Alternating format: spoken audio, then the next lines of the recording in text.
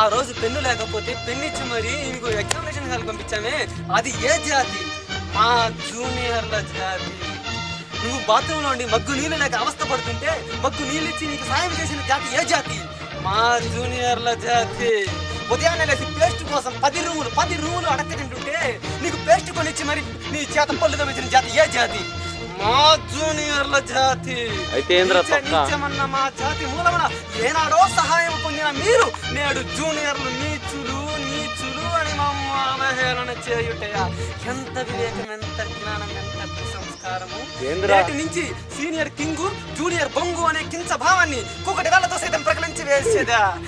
తల్లిదండ్రులు, class room లో ఉన్న ప్రిన్సిపల్, స్టాఫ్ మెంబర్స్, ఇక్కడ ఉన్న ఈ సీనియర్లు సైతం జయ హో జూనియర్స్ అని హర్షించేదిగా సింహాసనం అధిష్ఠించేదా? వర్ణ మణిమయ రత్న ఖచ్చితాలంకృతమైన ఈ సభా మందిరమున అహుంఠిత సేవా రక్ష పరివార సమూహ మధ్యమున భూతల పరిరక్షణ కల్పనీయమైన ఈ రౌరవమున సర్వదా శతద సహస్రద పాప పంకిలమైన కుల మత జాతి సీనియర్ జూనియర్ అనే నీచ భావనను సమూలముగా శాశ్వతముగా ప్రక్షాళన గావించేదా? ఏమైందిరా నీకు? మీకు అంత ఎగ్జైటింగ్ అవుతున్నావు ఏంద్రా? మామూలుగా చెప్పినవా? గొడ్లిస్తే నరికేటట్టున్నావు కదరా. ఏంది ఎమోషన్ వచ్చేది? అసలు సీనియర్ లేదు అది ఇది అంటే ఏ సంస్కృత పదాలు వాడుతున్నాయి నాకు అర్థం కాదని. సంస్కృత పదాలు వాడతావు నువ్వు?